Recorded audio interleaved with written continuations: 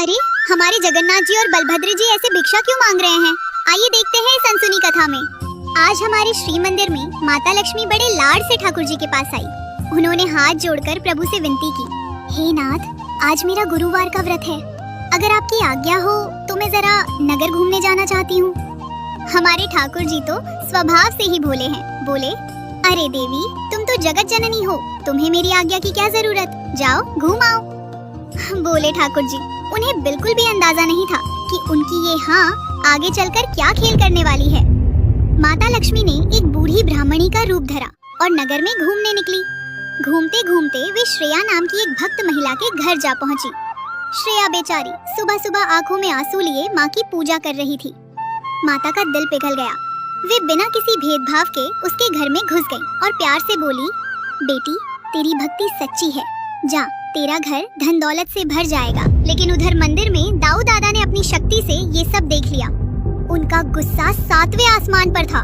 वे दौड़ते हुए आए और गरजे, लला, ओ लला, कहाँ है तू? जगन्नाथ जी घबरा गए और बोले, क्या हुआ दाऊ दादा, आप इतना गुस्सा क्यों कर रहे हैं? बलराम जी ने डांटते हुए कहा, तेरी पत्नी ने हमारी नाक कटवा दी। एक छोटी जाति के घर होकर आई है, अब उसे कह दे कि मंदिर के अंदर कदम ना रखे। जगन्नाथ जी बहुत दुखी हो गए। बोले, दादा, आज उनका व्रत था, वो तो गरीबों का दुख दूर करने गई थी। बलराम जी ने पैर पटकते हुए कहा, बस, मैं कुछ नहीं सुनना चाहता। अगर वो अंदर आई तो मैं बाहर चला जाऊंगा। अब तू चुन ले, तेरा बड़ा भाई या तेरी पत्नी। उसी वक्त माता लक्ष्मी दरवाजे पर आ गई। जगन्नाथ जी ने नजरें झुका ली और धीरे से कहा, देवी, दादा नाराज हैं, तुम अंदर नहीं आ सकती। ये सुनकर माता लक्ष्मी की आंखों में आंसू आ गए। वे गुस्से में बोली, अच्छा, जिस पति के लिए मैंने सब छोड़ दिया वो आज मुझे घर से निकाल रहा है। माता ने अपना पल्लू झटका और बोली, तो सुनिए जगन्नाथ, आज मैं आपको श्राप देती हूँ। जिस खाने और खजाने पर आप दोनों भाइयों को इतना घमंड है ना, वो सब मेरे साथ जाएगा। 12 साल तक आप दोनों दाने दाने को तरसोगे। जब मैं अपने हाथों से खिलाऊंगी तभी आपका पेट भरेगा। इतना कहकर माता वहाँ से चली गई। वे सीधे समुद्र किनारे पहुँची और विश्वकर्मा जी से बोली, मेरे लिए यहाँ एक ऐसा महल बनाओ जो मंदिर से भी सुंदर हो। इसके बाद उन्होंने वेतालों को बुलाया और हुक्म दिया, जाओ मंदिर खाली कर दो, राशन, पानी, गहने और वो गद्दे भी उठा लाओ जिन पर वो दोनों भाई अकर कर सोते हैं। वेताल डरते हुए बोले, माता, अगर प्रभु जाग गए तो? माता आराम से बोली, फिक्र मत करो, मैंने निद्रा देवी को वहाँ भेज दिया है। अगली सुबह जब दोनों भाई सोकर उठे तो नजारा ही कुछ और था। बलराम जी ने अपनी कमर पकड़ी और चिल्लाए, अरे लला, ये मेरा पलंग कहाँ गया?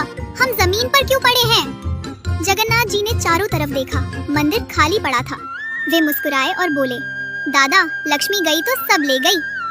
बलराम जी ने मुंह बनाया और कहा, जाने दे, एक औरत के जाने से हम भूखे थोड़े ही मरेंगे। हम मर्द हैं, अपना खाना खुद बना लेंगे। चल रसोई में। वे रसोई में गए पर डिब्बे खाली थे।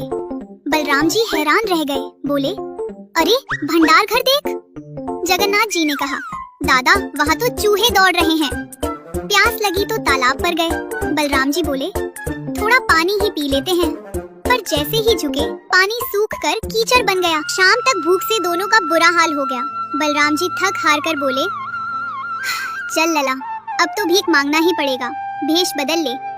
फटे पुराने कपड़े पहनकर दोनों भाई नगर में निकले। दरवाजा खटखटाकर बोले, माई, 2 भूखे ब्राह्मण हैं, कुछ खाने को दे दो। पर माता सरस्वती ने लोगों का दिमाग फेर दिया था। लोग उन्हें भगाने लगे, भागो यहाँ से, तुम तो चोर लगते हो। एक जगह किसी ने चावल दिए तो बर्तन गायब हो गया। एक योगी से फल मांगा तो उसकी टोकरी खाली हो गई। योगी ने डांट कर कहा, अरे भागो, तुम तो लक्ष्मी के दुश्मन लगते हो। तुम्हारे साए से मेरा फल भी गायब हो गया। जाओ उस समुद्र किनारे वाले महल में, शायद वहीं कुछ मिल जाए। गिरते पड़ते दोनों भाई उस महल तक पहुँचे। वहाँ दासियाँ खड़ी थी। बलराम जी ने विनती की, देवियों, हम बहुत भूखे हैं, कुछ भीख दे दो। दासियाँ हंसकर बोली, शक्ल देखो इनकी, चोर कहीं के। बलराम जी ने अपमान का घूंट पिया और कहा, देखो, हमें पका हुआ खाना नहीं चाहिए, हम ऊंची जाति के हैं, बस कच्चा सामान और लकड़ी दे दो, हम अपना खाना खुद बना लेंगे। सामान मिल गया, दोनों ने चूल्हा बनाया। बलराम जी बोले, लला, तू सब्जी काट, मैं आग जलाता हूँ। पर चमत्कार देखिए, माचिस घिसते घिसते तीलियां खत्म हो गई, पर आग नहीं जली। चारों तरफ सिर्फ धुआं ही धुआं था। धुएं से बलराम जी की आंखें लाल हो गईं। भूख के मारे उन्होंने हांडी पर लात मारी और रो पड़े। वे बोले, धत तेरे की, नहीं पकता हमसे। ओ लला, मैं हार गया। जा कह दे उस मालकिन से, जैसा भी खाना है दे दे, अब ये नखरे नहीं होते। तभी माता लक्ष्मी ने सोने की थालियों में 56 भोग सजवाकर भेजे। दासी बोली, ये छोटी जाति के घर का खाना है, खाओगे? दोनों भाई एक साथ बोले, हाँ हाँ लाओ, सब खाएंगे। जैसे ही पहला निवाला मुंह में रखा, बलराम जी रुक गए। वे भावुक होकर बोले, लला, ये स्वाद, ये तो। तभी थाली में पोड़ पीठा देखकर ठाकुर जी चहक उठे। दादा, ये तो मेरी लक्ष्मी के हाथ का स्वाद है। खाना खाकर जब बैठे तो दासी पान लेकर आई और पूछा, महाराज, आपकी पत्नियां नहीं है क्या, जो ऐसे दर दर भटक रहे हो? जगन्नाथ जी ने भरी आंखों से कहा, थी तो सही, पर मैंने बेवकूफी में उसे निकाल दिया। सच कहूँ तो लक्ष्मी बिना नारायण भी भिखारी है। तभी पीछे से आवाज आई, तो अब अकल आई? दोनों झट से पलटे। सामने साक्षात माता लक्ष्मी मंद मंद मुस्कुराते हुए खड़ी थी। बलराम जी, जो भूख से बेहाल थे, दौड़ कर गए और हाथ जोड़कर बोले, अरे देवी, तुम चाहो तो मेरे कान खींच लो या मुझे मुर्गा बना दो, पर अब हमें छोड़कर मत जाना। मैं समझ गया, घर की स्त्री ही घर की असली दौलत है, और कसम से आज के बाद तुम जहाँ जाना चाहो जाओ, मैं मुंह पर ताला लगा लूंगा। बस अब कुछ खाने को दे दो।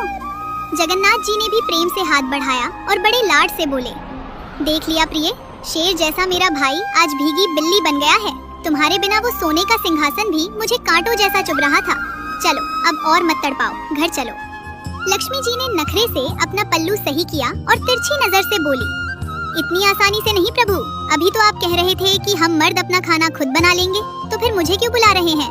बलराम जी ने पेट पर हाथ फेरते हुए कहा, अरे देवी, वो मर्द वाली बात मैंने वापस ले ली। वो तो भूख में मेरा दिमाग घास चरने गया था, अब माफ भी कर दो। माता लक्ष्मी हंस पड़ी और बोली, ठीक है, पर मेरी एक शर्त है। क्या? माता गंभीर होकर बोली, वचन दीजिए, आज से मेरे महाप्रसाद में कोई जाति पाति नहीं होगी। मेरा प्रसाद कैवल्य कहलाएगा। एक ब्राह्मण एक चांडाल के हाथ से छीन कर भी प्रसाद खा सकेगा और कोई अपवित्र नहीं होगा। क्या ये मंजूर है? जगन्नाथ जी और बलराम जी ने एक साथ हाथ उठाया और हंसते हुए बोले, हमें मंजूर है देवी, 100 बार मंजूर है। और बस ठाकुर जी अपनी रूठी हुई लक्ष्मी को मनाकर गाजे बाजे के साथ वापस मंदिर ले आए। बलराम जी सबसे आगे नाचते हुए जा रहे थे, क्योंकि उन्हें पता था कि आज फिर से 56 भोग मिलने वाले हैं। अगर आपको ये वीडियो और जगन्नाथ जी की ये लीला पसंद आई हो तो लाइक, शेयर और भूलें और प्रेम से बोलिए, जय जगन्नाथ स्वामी जी की, जय महालक्ष्मी जी की।